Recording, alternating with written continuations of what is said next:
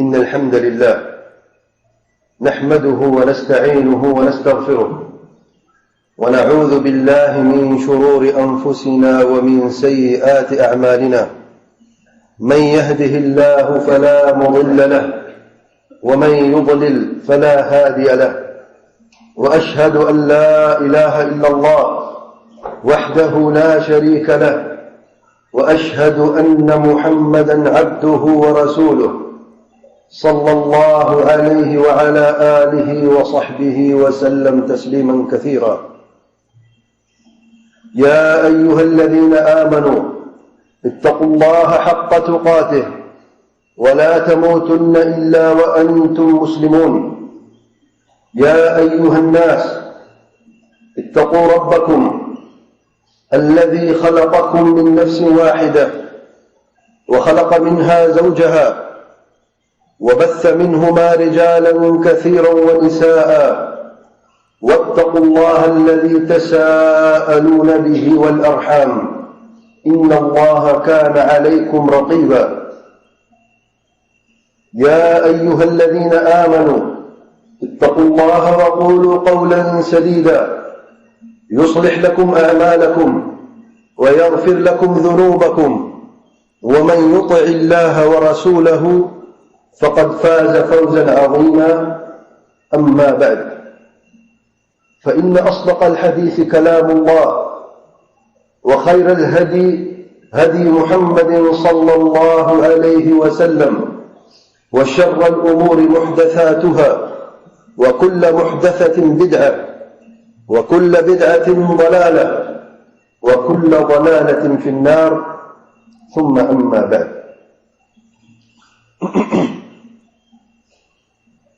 ارشاد باری تعالی ہے اعوذ باللہ من الشیطان الرجیم فإذا جاءت الصاخة يوم يفر المرء من أخيه وأمه وأبيه وصاحبته وبنيه لكل امرئ منهم يومئذ شأن يغنيه. اور نبی رحمت صلی اللہ علیہ وآلہ وسلم نے فرمایا ان الناس يحشرون يوم القيامة حفاة عراة غرلا متفق علیہ.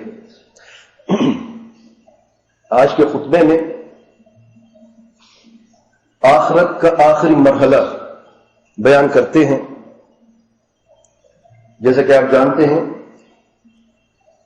ارکان اسلام کا خطبہ جاری ہے. ارکان اسلام میں سب سے پہلا رکن تھا کلمہ شہادت اشہد ان لا الہ الا اللہ واشہد ان محمدا عبدہ ورسولہ. اور کلمہ شہادت کا مفہوم مکمل طریقے سے تفصیلی طریقے سے بیان کرنے کے بعد جو کلمہ شہادت کے لیے اہم چیزیں تھیں مکملات اور متممات تھی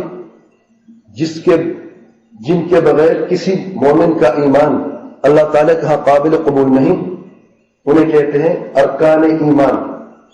ان پر بات ہو رہی تھی اور پچھلے خطبات میں اللہ تعالیٰ پر ایمان کے جو 6 ارکان ہیں ان میں سے اللہ تعالیٰ پر ایمان، اللہ تعالیٰ کے فرشتوں پر ایمان، اللہ تعالیٰ کی کتابوں پر ایمان، اللہ تعالیٰ کے انبیاء اور رسولوں پر ایمان، اور 5واں رکن تھا آخرت پر ایمان. اور آخرت پر ایمان ہم بات کر چکے ہیں. 2 بڑے مرحلے گزر چکے ہیں. ایک مرحلہ تھا اس دنیا کا آخری مرحلہ اور اس میں لوگ 2 قسم کے میں نے بیان کیے تھے. ایک تو وہ لوگ جو عام موت مر رہے ہیں جیسے آج کل کے دور میں، اور جو پچھلے ادوار جو گزر چکے ہیں جو لوگ مر چکے ہیں وہ دنیا سے چلے گئے، ان کا برزخی مرحلہ شروع ہو گیا. اور دوسرے لوگ وہ بدترین قسم کے لوگ ہوں گے جن پر قیامت قائم ہوگی. اور جب پہلا سود پھونکا جائے گا تو لوگ بلکہ جتنی بھی زندہ چیزیں ہیں وہ ساری کی ساری مر جائیں گی اور دنیا کا یہ مرحلہ ختم ہو جائے گا. پھر دوسرا مرحلہ ہے برزخی زندگی کا مرحلہ. قبر کا مرحلہ اور برزخ زندگی کا مرحلہ. جب پہلا سور پھونکا جائے گا اور سب کچھ ختم ہو جائے گا تو لوگ برزخی دنیا میں چلے جائیں گے. اس دنیا سے تعلق ختم ہو جائے گا, دنیا سب ختم ہو جائے گی. اور تیسرا مرحلہ شروع ہوتا ہے جب دوسرا سور پھونکا جائے گا, اور یہ مرحلہ کبھی ختم نہیں ہونے والا, ہمیشہ ہمیشہ کے لیے ہے. جب دوسرا سور پھونکا جائے گا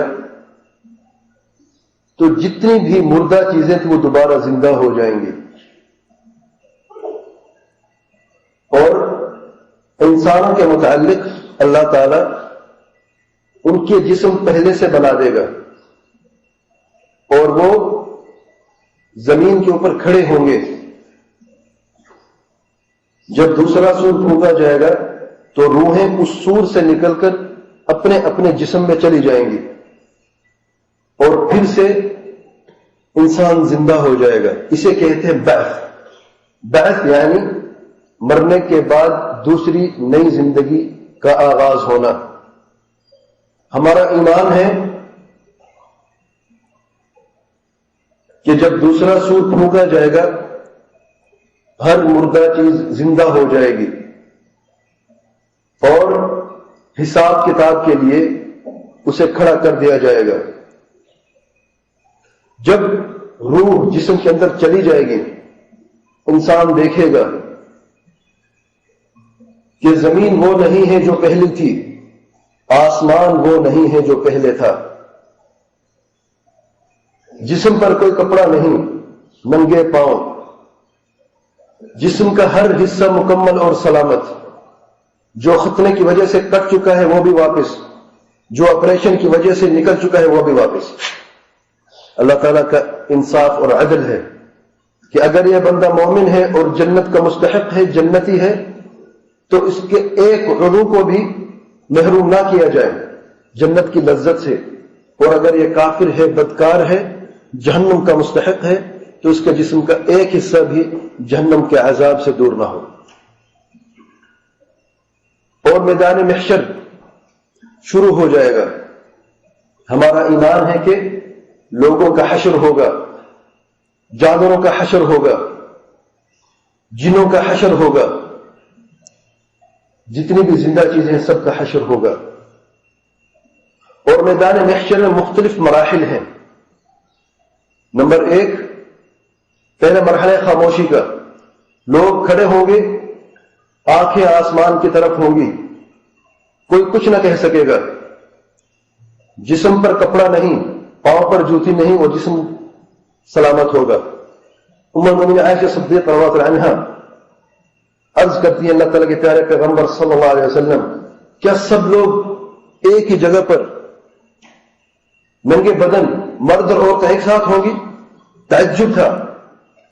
دیکھیں اس دن بھی عزت والی عورت اپنے حجاب کے متعلق سوچتی ہے کہ کیسے ہو سکتا ہے کہ غیر مردوں میں ہمیں بھی کھڑا کر دیا جائے گا, ایک ہی میدان میں جسم پر کوئی کپڑا نہ ہوگا, دنیا میں حجاب ہٹ جائے چہرے کے اوپر سے تو قیامت آ پڑتی ہے مومن عورت پر. تو اس دن کیسے ہم لوگ ایک ساتھ کھڑے ہوں گے؟ نبی رحمت صلی اللہ علیہ وسلم نے فرمایا, اے عائشہ, اس دن لوگوں کو ہوش کہاں وہ ایک دوسرے کی طرف دیکھ سکیں؟ کہاں ہوش ہوگا؟ دوسرا مرحلہ, پھر ایک وقت آئے گا لوگ دوڑنا شروع کر دیں گے, بھگدڑ شروع ہو جائے گی. کس سے بھاگیں گے؟ اپنے پیاروں سے بھاگیں گے. بیٹا اپنی ماں سے بھاگے گا, اپنے باپ سے بھاگے گا, اپنی بیوی سے بھاگے گا, خاوند اپنی بیوی سے بھاگے گا, بابا اپنے بیٹے سے بھاگے گا, دوست اپنے اس دوست سے بھاگ جائے گا, کیونکہ ان کو پتہ چلے گا کہ آج کوئی کام نہیں آنے والا. اور جن کے لیے میں نے دنیا میں اپنی دنیا اور آخرت کو خراب کیا, یا دنیا بنا کر آخرت کو خراب کیا, آج حساب میں نہیں دینا ہے, اکیلے دینا ہے. افراتفری کا عالم ہوگا. کہیں یہ نہ ہو کہ کوئی مجھ سے ایک نیکی مانگ لے, پھر ایک وقت آئے گا کہ اللہ تعالی انہیں جوڑوں میں جمع کر دے گا، کافر کافر کے ساتھ، مشرک مشرک کے ساتھ، بے نمازی بے نمازی کے ساتھ، زنا کرنے والے زنا کرنے والوں کے ساتھ، سود خور سود کھانے والوں کے ساتھ، اس طریقے سے سب ایک جگہ پر الگ الگ ہو جائیں گے۔ جو اس دنیا میں جن سے محبت کرتا تھا وہ ان کے ساتھ۔ آپ دیکھ لیں کہ آج اس دنیا آپ کن سے محبت کرتے ہیں؟ جو صحابہ کرام سے محبت کرتا ہے تو وہ تو ان کے ساتھ کھڑا ہوگا قیامت کے دن میدان محشر میں، اور جو صحابہ کرام سے بغض کرتے ہیں وہ کھڑے ہوں گے صحابہ کرام کی مخالف جماعت میں شامل ہوں گے۔ جو آج کسی فلم سٹار سے محبت کرتا ہے قیامت کے دن اسی کے ساتھ کھڑا ہوگا۔ نبی کریم صلی اللہ علیہ وسلم فرماتے ہیں المرء مع من احب۔ آج دیکھ لیں آپ کس سے محبت کرتے ہیں، قیامت کے دن اسی کے ساتھ کھڑے ہوں گے۔ پھر ایک مرحلہ آئے گا کہ لوگ اپنے پسینوں میں ڈوب جائیں گے، سورج 1 میل کے فاصلے پر ہوگا اور ہر انسان اپنے عمل کے مطابق جتنے اس کے اعمال ہیں اس کے مطابق پسینے میں ڈوب رہا ہوگا۔ جتنے برے اعمال اتنی ہی زیادہ پسینہ، جتنی ہی اچھے اعمال اتنا ہی کم پسینہ۔ بعض لوگوں کو پسینہ ٹخنوں تک ہوگا، بعض لوگوں کو گھٹنوں تک ہوگا، بعض لوگوں کو ناک تک ہوگا، بعض لوگوں کو گردن تک ہوگا، اور بعض لوگ ڈوب رہے ہوں گے۔ ہمارا ایمان ہے کہ یہ ہوگا۔ اس کے بعد لوگ تڑپ اٹھیں گے، ایک اور مرحلہ آئے گا، لوگ تڑپ اٹھیں گے، پیاس کی شدت بڑھ جائے گی، لوگوں کے سامنے ایک حوض نظر آئے گا۔ حوض کہتے ہیں اس جگہ کو جہاں پر پانی جمع کیا جاتا ہے۔ ایک بڑا سا حوض نظر آئے گا، اس کی طرف لوگ بھاگیں گے، دوڑیں گے کہ کہیں تو پانی ملا۔ بعض لوگوں کو فرشتے روک لیں گے، نبی کریم صلی اللہ علیہ وسلم سامنے کھڑے ہوں گے، فرشتوں کو کہیں گے کہ میرے امتی ہے کیوں روکا جا رہا ہے انہیں؟ فرشتے فرمائیں گے اللہ تعالیٰ کے پیارے پیغمبر صلی اللہ علیہ وسلم آپ نہیں جانتے کہ آپ کے بعد ان لوگوں نے دین میں کیا کیا تبدیلی پیدا کی ہے، انہوں نے دین کو تبدیل کیا ہے۔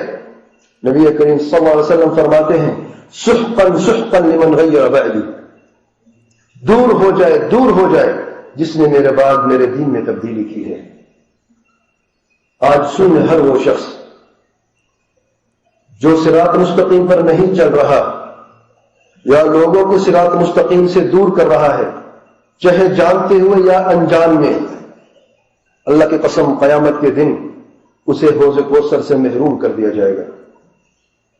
اور نبی کریم صلی اللہ علیہ وسلم فرمائیں گے دور ہو جاؤ دور ہو جاؤ، تم نے میرے دین میں تبدیلی پیدا کر دی تھی۔ ہر مشرک ہر بدعتی حوض کوثر سے محروم ہو جائے گا، یاد رکھیں۔ اس کے بعد پھر ایک مرحلہ آئے گا، لوگ کہیں گے اب برداشت ختم ہو گئی ہے اور اب کوئی سفارشی ڈھونڈو، حساب تو شروع ہو، ابھی حساب شروع نہیں ہوا، برداشت پہلے ختم ہو چکی ہے، صبر پہلے ختم ہو چکا ہے، تحمل کا مادہ ختم ہو چکا ہے۔ کہیں گے کہاں جائیں، کون ہمارا سفارشی بنے گا آج؟ اب یہ ایک مرحلہ ہے جہاں پر تھوڑا سا ہوش لوگوں کو آئے گا۔ ایک مرحلہ خاموشی کا تھا، پھر بے ہوشی کا تھا، پھر دور ہونے کا تھا، پھر ایک جگہ جمع ہونے کا تھا، پھر حوض کوثر کی بھاگنے کی طرف تھا پسینے میں ڈوبنے کے بعد، پھر ایک مرحلہ ہے تھوڑا سا ہوش لوگوں کو آئے گا کہ اب کچھ کریں، کس کے پاس جائیں؟ بعض لوگ کہیں گے ایسا کرتے ہیں انبیاء علیہ السلام کی طرف جاتے ہیں، یہ سب سے افضل ترین لوگ تھے اللہ تعالیٰ کے، سبحان اللہ۔ لوگ جائیں گے آدم علیہ السلام کی طرف، صرف اس لیے جائیں گے کہ اللہ تعالیٰ سے سفارش کریں کہ حساب شروع ہو، اس لیے نہیں جائیں گے کہ آپ ہمارے مشکل کشائے حاجت روا ہیں، آج ہم مشکل میں ہیں، آپ ہماری حاجت پوری کریں۔ صحیح بخاری مسلم کی روایت ہے. جائیں گے صرف یہ سفارش کر اللہ تعالیٰ سے ہماری کہ حساب شروع ہو. آدم علیہ السلام فرمائیں گے کہ آج اللہ تعالیٰ نے اتنا غصہ کیا ہے، شدید غصے میں ہیں، نہ پہلے کبھی ایسے غصے میں تھے نہ بعد میں کبھی ایسے غصے میں ہوں گے. مجھے اللہ تعالیٰ نے اس درخت کھانے سے منع فرمایا، مجھ سے غلطی ہو گئی، میں نے کھا لیا. نفسی نفسی، جاؤ نوح کی طرف جاؤ. آدم علیہ السلام جن کو اللہ تعالیٰ نے دونوں ہاتھ سے پیدا کیا، جن کی اللہ تعالیٰ نے اتنی عزت بڑھائی کہ فرشتوں کو حکم دیا کہ میرے بندے کو سجدہ کرو. اتنی عزت والا نبی جو مصطفی من الاخیار میں سے ہیں، انبیاء سب سے بہترین اور افضل ہیں پوری کائنات میں. سب سے بہترین مخلوق انبیاء علیہ السلام ہیں جنہیں اللہ تعالیٰ نے چنا ہے. وہ فرماتے ہیں نفسی نفسی. نوح علیہ السلام کی طرف جاتے ہیں، وہ بھی ایسے فرماتے ہیں. آخر میں فرماتے ہیں نفسی نفسی، جاؤ ابراہیم علیہ السلام کی طرف جاؤ. ابراہیم علیہ السلام کی طرف جاتے ہیں، وہ بھی یہی فرماتے ہیں. ابراہیم خلیل الرحمن، ابو الانبیاء، امام الموحدین، جن کو اللہ تعالیٰ نے قرآن مجید میں فرمایا اکیلے انسان امت ہے، وہ فرماتے ہیں نفسی نفسی. اور فرماتے ہیں جاؤ موسیٰ کی طرف جاؤ. لوگ جاتے ہیں موسیٰ علیہ السلام کی طرف. کلیم الرحمن، اللہ تعالیٰ نے براہ راست کلام فرمایا. یعنی اتنی قریب انبیاء ہیں، ان کے باوجود بھی وہ فرماتے ہیں نفسی نفسی، جاؤ عیسیٰ کی طرف جاؤ. عیسیٰ علیہ السلام جن اللہ تعالیٰ نے اپنے ایک کلمہ سے کن سے پیدا کیا اور باقی بشر سے بالکل مختلف طریقے سے پیدا کیا، بغیر باپ کے پیدا کیا، ایک کلمہ کن سے پیدا کیا. اور جنہیں اللہ تعالیٰ نے زندہ اٹھا لیا آسمان پر، وہ آج بھی زندہ ہے آسمان پر، ہمارا ایمان ہے. اور قیامت کے قریب، قیامت سے پہلے نیچے اتریں گے. وہ بھی فرمائیں گے نفسی نفسی، جو محمد صلی اللہ علیہ وسلم کی طرف. لوگ جائیں گے نبی رحمت صلی اللہ علیہ وسلم کی طرف اور کہیں گے اے اللہ تعالیٰ کے پیارے پیغمبر، اللہ تعالیٰ نے تمہیں خاتم الانبیاء بنایا ہے، آپ کے اگلے پچھلے سارے گناہ معاف فرما دیے ہیں، آپ نہیں دیکھتے ہماری کیا حالت ہے. اللہ تعالیٰ سے سفارش کریں کہ حساب شروع ہو. نبی کریم صلی اللہ علیہ وسلم فرماتے ہیں میں جاؤں گا عرش کے سامنے، سجدہ کروں گا، اور جب سجدہ کروں گا اللہ تعالیٰ اس وقت میرے اوپر ایسی تعریفیں اور ایسی حمد و ثنا نازل فرمائے گا کہ نہ کبھی کسی کے اوپر ایسی حمد و ثنا اللہ تعالیٰ نے نازل کی تھی پہلے. اور میں اللہ تعالیٰ کی تعریفیں بیان کرتا رہوں گا کتنے عرصے تک، اللہ اعلم. پھر اللہ تعالیٰ فرمائے گا اے محمد صلی اللہ علیہ وسلم، سر اٹھاؤ، سوال کرو، جو تم چاہتے ہو تمہیں عطا کر دیا جائے گا، سفارش کرو قبول کر دی جائے گی. نبی کریم صلی اللہ علیہ وسلم گزارش کریں گے اللہ تعالیٰ اے میرے پیارے رب حساب شروع ہو جائے. اللہ تعالیٰ حکم دیں گے کہ فرشتوں نامہ اعمال لے کے آؤ. نامہ اعمال فرشتے لے کے آئیں گے اور اڑ جائیں گے. لوگ کوشش کریں گے ہم نامہ اعمال کو دائیں ہاتھ سے لیں، اور یہ مرحلہ ہے نامہ اعمال تقسیم ہونے کا. پھر نامہ اعمال لوگ کوشش کریں گے کہ ہم پکڑیں، سامنے ہوگا، لیکن اللہ تعالیٰ کے حکم کے بغیر کوئی پکڑ نہیں سکتا. بعض لوگوں کو دائیں ہاتھ میں نامہ اعمال دیا جائے گا عزت کے ساتھ، اور بعض لوگوں کو بائیں ہاتھ میں کمر کے پیچھے نامہ اعمال دیا جائے گا. جب نامہ اعمال مل جائے گا پھر اللہ تعالیٰ کا حکم ہوگا کہ ترازو لے کے آؤ.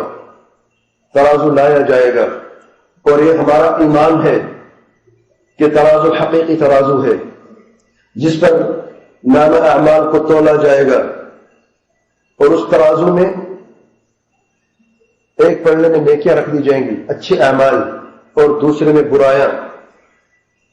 جس کا نیکیوں کا پلڑا بھاری ہو گیا وہ کامیاب ہو گیا، اور جس کا ہلکا پڑ گیا وہ ناکام ہو گیا. اور اس ترازو میں تین چیزیں تلیں گی، نامہ اعمال اور ان کے اندر جو اعمال ہیں اور انسان بذات خود بعض لوگوں کو بھی اس ترازو میں ڈالا جائے گا.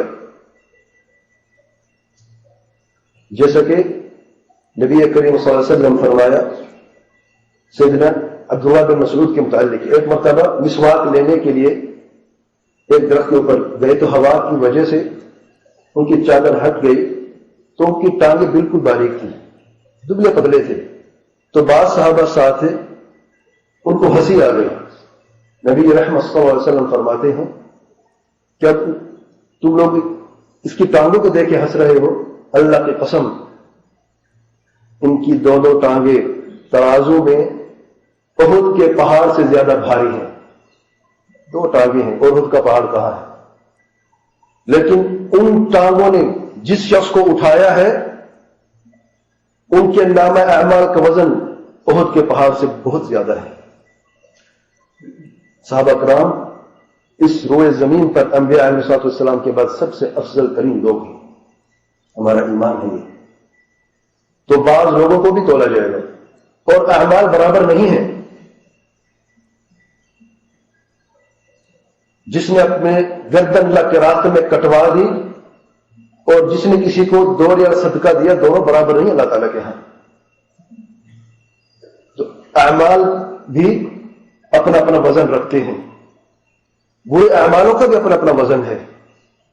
کفر اور شرک جیسا بھاری وزن کسی چیز کا بھی نہیں. بدکاریوں میں جس کے پڑھنے میں شرک ہے تو اس کے سامنے کوئی عمل نہیں ہے، کوئی نیک عمل نہیں ہے. جس کے پڑھنے میں کفر آ گیا اس کے سامنے کوئی بھی نیکی نہیں. چاہے دنیا میں جتنا بھی بڑا سخی ہو، چاہے دنیا کے سب سے بڑا فاتح کیوں نہ ہو، لیکن اس کے نام اعمال میں کفر ہے یا شرک ہے تو اس کی ایک نیکی بھی قبول نہیں کی جائے گی. پھر مرحلہ آئے گا حساب کا، اور حساب مختلف طریقے سے ہوگا. بعض لوگ، ہمارا ایمان ہے، بعض لوگوں کا ہے بغیر حساب بغیر عذاب کی جنت میں داخل ہو جائیں. یہ سب سے بہترین لوگ ہیں اس زمانے میں، بغیر حساب بغیر عذاب میں جنت میں داخل ہوں گے. صحیح بخاری مسلم کی روایت ہے، نبی کریم صلی اللہ علیہ وسلم نے فرمایا 70,000 ایسے لوگ ہوں گے جو جنت میں جائیں گے بغیر حساب اور بغیر عذاب کے. 70,000 کون ہیں؟ الذين لا يسترقون ولا يكتوون ولا يتطيرون وعلى ربهم يتوكلون. ایک پہلے نہیں ہے، 4 ہیں، اور واضح الفاظوں میں نبی رحمت صلی اللہ علیہ وسلم نے بیان کیا ہے. کون سے 4 ہیں؟ جو لوگ جھاڑ پھونک طلب نہیں کرتے، ان کا یقین اپنے رب کے ساتھ اتنا مضبوط ہے کہ وہ دوسروں کی طرف جا کر جھاڑ پھونک نہیں کروا. اگرچہ جھاڑ پھونک قرآن مجید سے اور صحیح لفظوں سے جو قرآن سنت میں ثابت ہے جائز ہے شرعاً. جھاڑ پھونک علاج کا طریقہ ہے جس میں قرآن مجید کی آیات اور صحیح احادیث کو پڑھا جاتا ہے اور مریض پر دم کر دیا جاتا ہے. یہ طریقہ درست ہے، لیکن اس حدیث اس مطلب نہیں جو جھاڑ پھونک کرواتے جنت میں جائیں گے، نہیں. جنت میں جا سکتے اپنے دوسرے اعمالوں کی وجہ سے، لیکن ان لوگوں میں شمار نہیں ہوگا جو 70,000 ہیں اور جنت میں بغیر حساب کے جائیں گے. یاد رکھیے، اور دونوں میں فرق ہے. یسترقون طلب نہیں کرتے. نمبر 2 لا یکتوون، جو اپنے جسموں پر گرم سلاخ داغ علاج کے لیے داغ نہیں لگواتے. ایک طریقہ تھا علاج کا پچھلے زمانے میں کہ لوگوں کو گرم کر دیا جاتا تھا اور جسم کو داغا جاتا تھا. یہ طریقہ آج بھی موجود ہے، لیکن یہ سب سے آخر میں ہے. اگر کوئی علاج کام نہ دے تو آخر میں داغنے کا طریقہ موجود ہے. پہلے جائز تھا، اب یہ مکروہ ہے بعض علماء کے نزدیک. جو جسم کو نہیں دغواتے علاج کے لیے، یہ بھی 70,000 میں شامل ہے. تیسرے لا یتطیرون، بدشگونی نہیں کرتے. ان کی زندگی مکمل ایمان کی بنیاد پر ہے. کالے بل نے راستہ کاٹ لیا، کوئی پرواہ نہیں ہوتی ان کو. کسی لوڑے لنگڑے کو دیکھ لے چلتے ہوئے روڈ پہ، کوئی پرواہ نہیں ہوئی. اگر کوا گھر کے اوپر آ کے بیٹھ گیا کوئی فرق نہیں پڑتا. ایمان مضبوط ہے. بلی کوے کیا کریں گے؟ کیا یہ بھی نفع نقصان کے مالک ہو گئے ہیں؟ ان کو کوئی پرواہ نہیں ہوتی. اور بدشگونی کا عقیدہ رکھنا شرک ہے، یاد رکھیں. نبی کریم صلی اللہ علیہ وسلم نے فرمایا الطیرۃ شرک، الطیرۃ شرک. بدشگونی شرک ہے، بدشگونی شرک ہے. اور آج معاشرے میں دیکھیں، چھوٹی سی چھوٹی بات کیوں نہ ہو، کسی مریض کی اگر آہ پکار سن لی تو کہیں گے آج مصیبت آ گئی. ابھی وہ مریض ہے، تمہیں اس کی آہ سے کیا مصیبت آنے والی ہے؟ بلی نے کالب نے راستہ کاٹ لیا، تمہیں کیا نقصان پہنچا سکتی ہے؟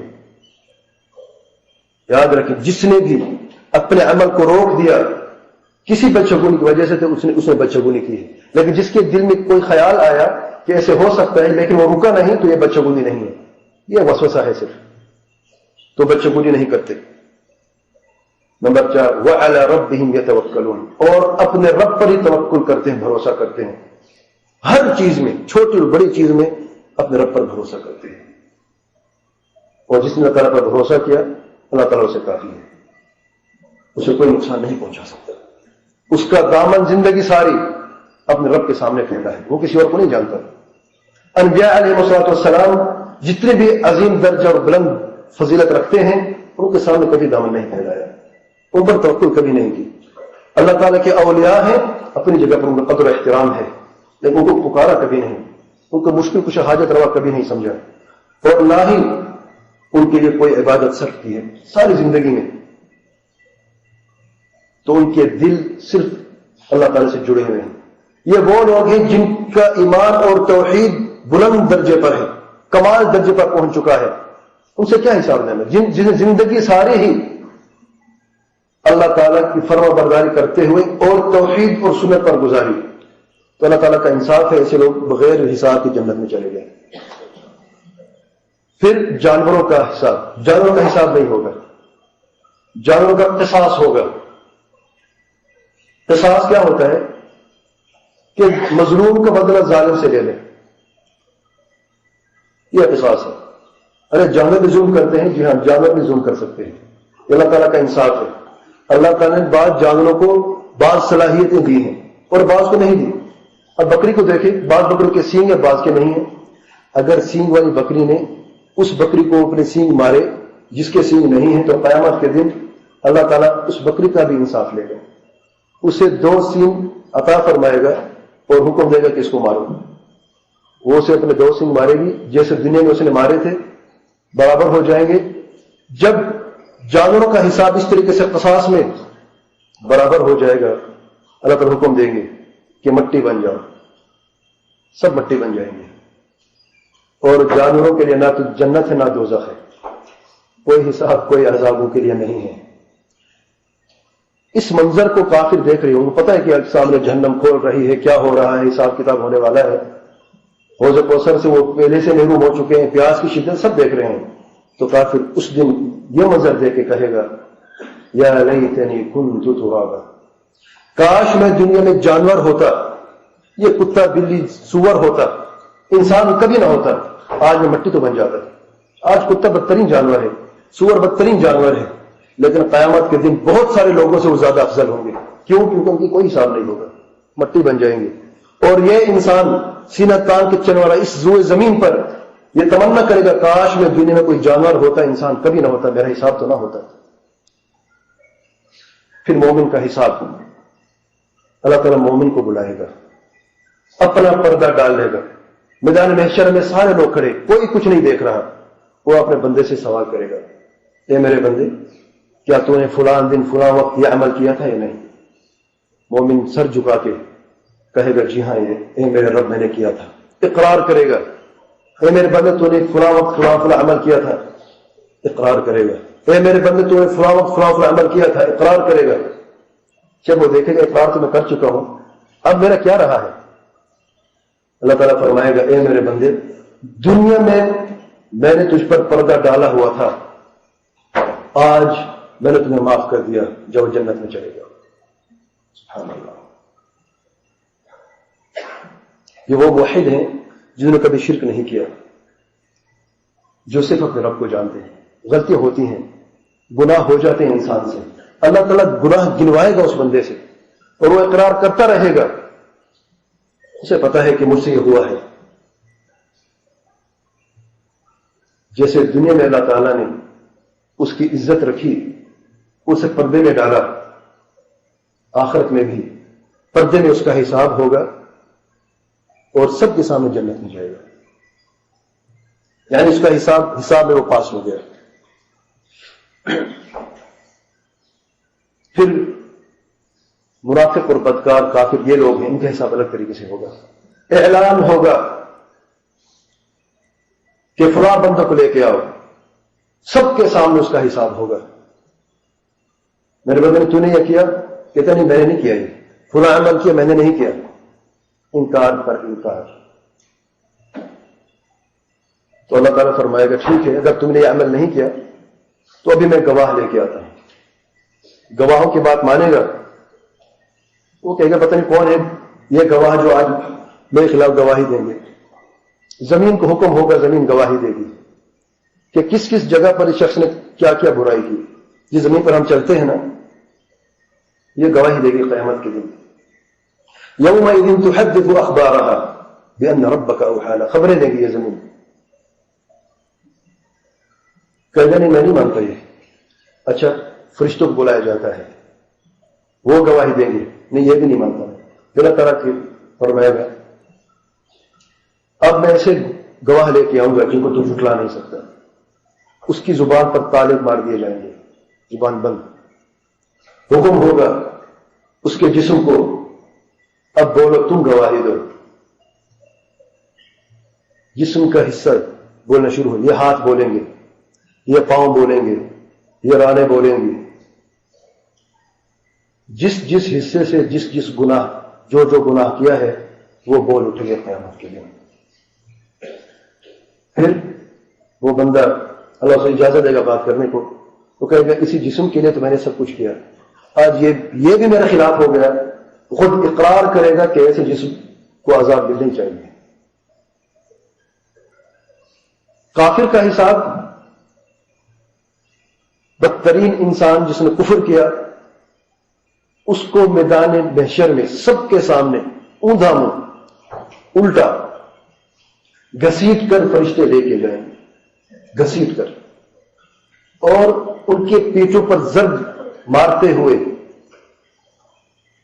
جب جہنم قریب دیکھے گی تو اتنی جوش مارے گی کہ اس کا سیک اس شخص تک پہنچے گا، ابھی جہنم میں داخل نہیں ہوا، ابھی راستے میں ہے دور.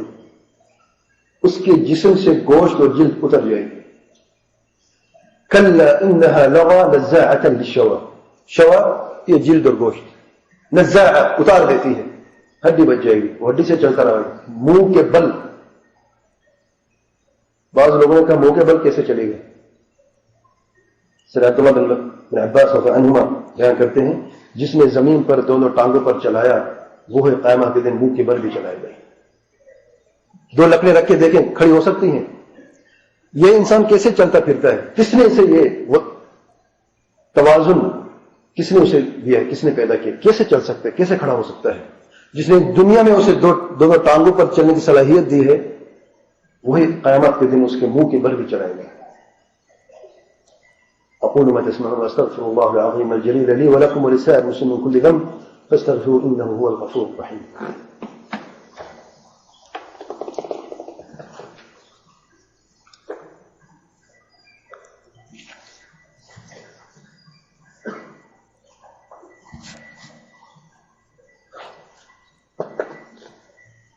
بسم الله والحمد لله والصلاة والسلام على رسول الله صلی اللہ علیہ وعلی آلہ وصحبہ ومن اما بعد. پھر مرحلہ آئے گا پل صراط کا. پل صراط وہ پل ہے جو جہنم کے اوپر بنا دی جائے گی، اور اس پل میں سے صرف کلمہ گو مسلمان گزر سکتا ہے. بس کافر پہلے سے جہنم میں جا چکے ہیں، وہ پل سے نہیں گزریں گے.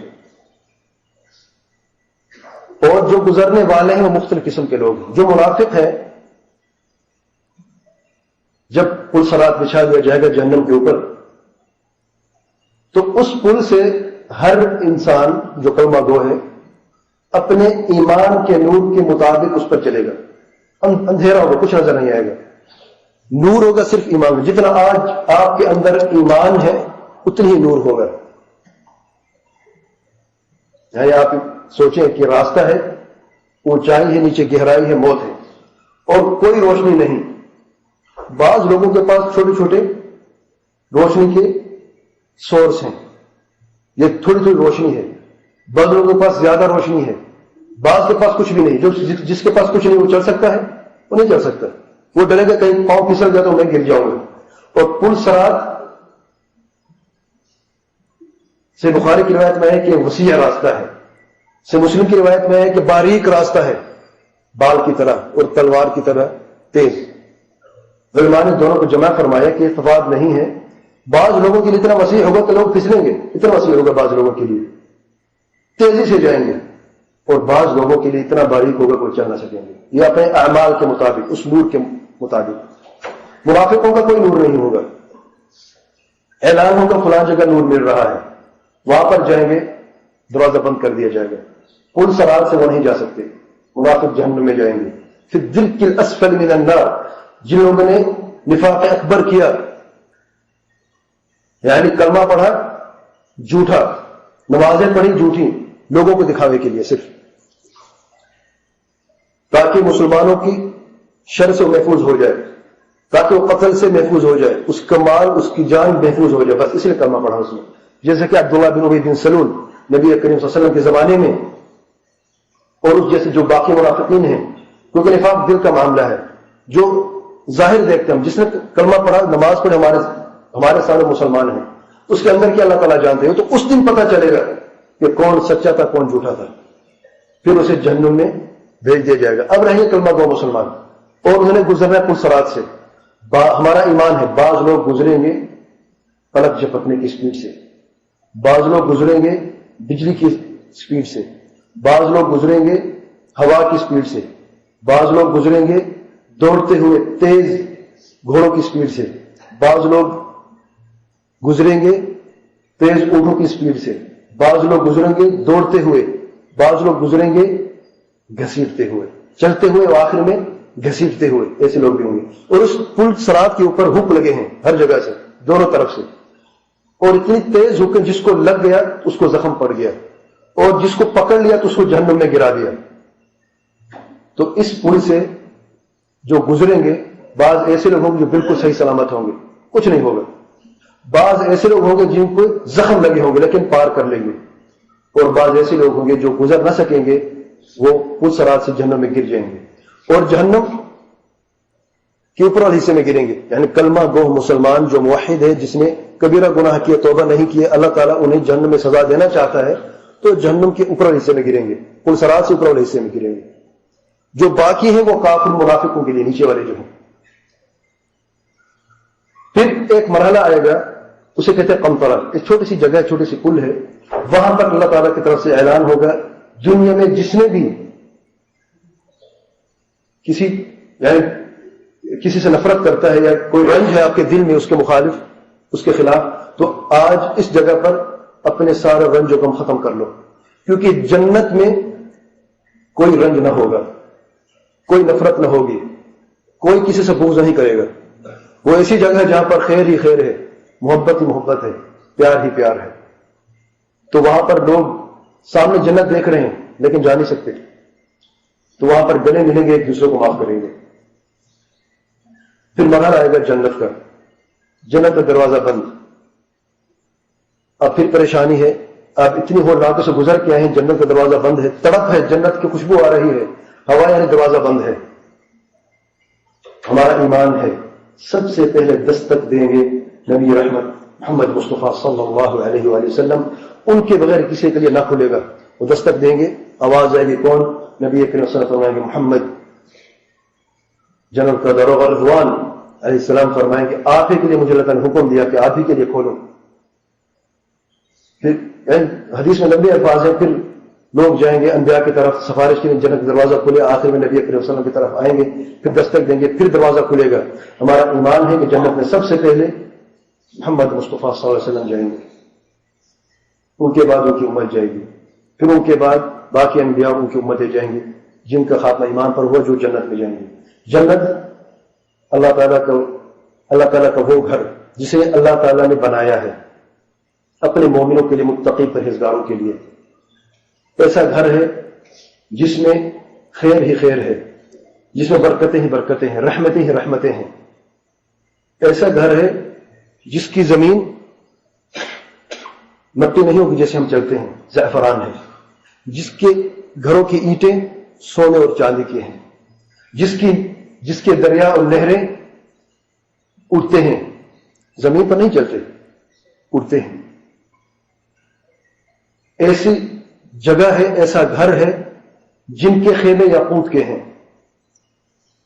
ایسا گھر ہے جس کے اندر اللہ تعالیٰ نے ایسی صفات پیدا کی ہیں جو نہ کبھی کسی آنکھ نے دیکھا، نہ کسی کان نے سنا، اور نہ کبھی کسی کو گمان ہو سکتا ہے کہ ایسے ہو گیا ایسا ہوگا۔ ہمارا ایمان ہے کہ جنت میں لوگ داخل ہوں گے، اور ہمارا یہ بھی ایمان ہے کہ جنت میں جو داخل ہوگا وہ ہمیشہ کے لیے داخل ہوگا، کبھی اسے نکلے گا نہیں۔ ہمارا ایمان ہے کہ جنت ہمیشہ کے لیے رہے گی، کبھی ختم نہیں ہوگی۔ ہمارا ایمان ہے کہ جنت آج بھی موجود ہے، اللہ فرماتے اعدت للمتقین، تیار کر دی گئی ہے متقین کے لیے، آج بھی موجود ہے۔ ہمارا ایمان ہے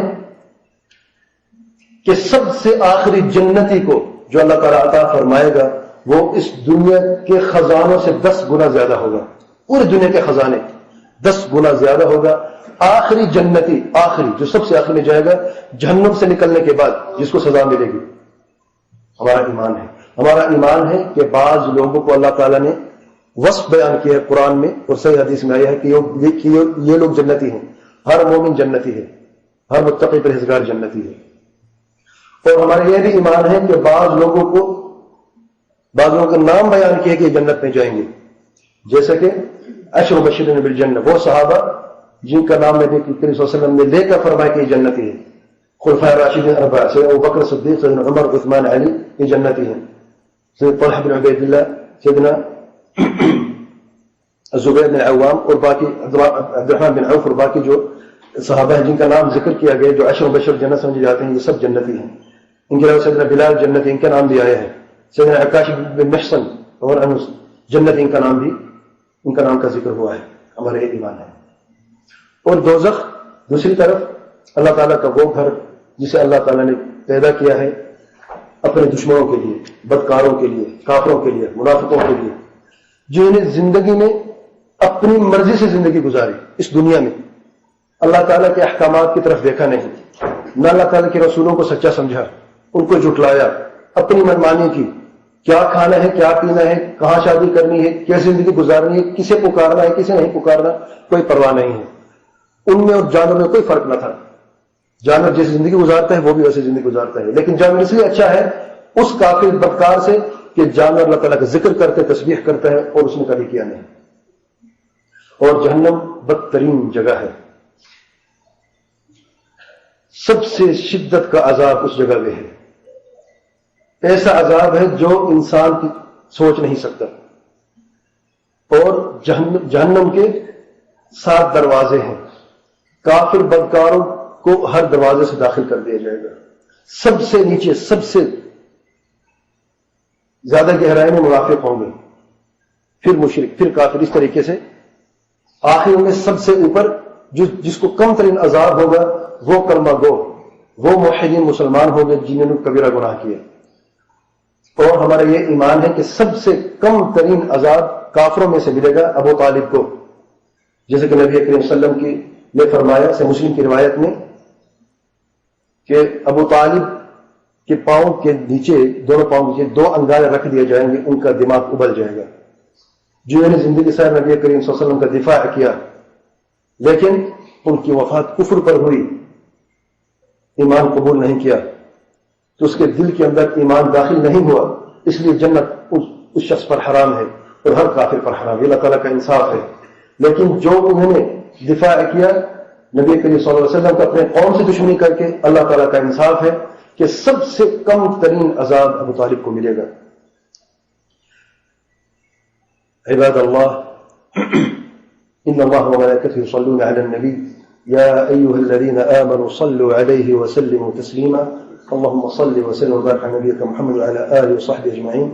وارض اللهم عن الخلفاء الراشدين أبي بكر وعمر وعثمان وعلي وعن الصحابة أجمعين وعن التابعين ومن تبعهم بإحسان إلى يوم الدين. اللهم آمنا في أوطاننا واصلح أئمتنا وولاة أمورنا ولا تجعل ولايتنا إلا في من خافك واتقاك واتبع رضاك يا أرحم الراحمين. اللهم أعز الإسلام والمسلمين ودمر أعداء الدين ربنا آتنا في الدنيا حسنة وفي الآخرة حسنة وقنا عذاب النار. ربنا إنا ظلمنا أنفسنا وإن لم تغفر لنا وترحمنا لنكونن من الخاسرين. ربنا هب لنا من أزواجنا وذرياتنا قرة أعين واجعلنا للمتقين إماما. ربنا لا تزغ قلوبنا بعد إذ هديتنا وهب لنا من لدنك رحمة إنك أنت الوهاب. عباد الله، إن الله يأمر بالعدل والإحسان وإيتاء ذي القربى وينهى عن الفحشاء والمنكر والبغي يعظكم لعلكم تذكرون. فاذكروا الله العظيم الجليل يذكركم واشكروه على نعمه يزدكم ولذكر الله أكبر والله يعلم ما تصنعون.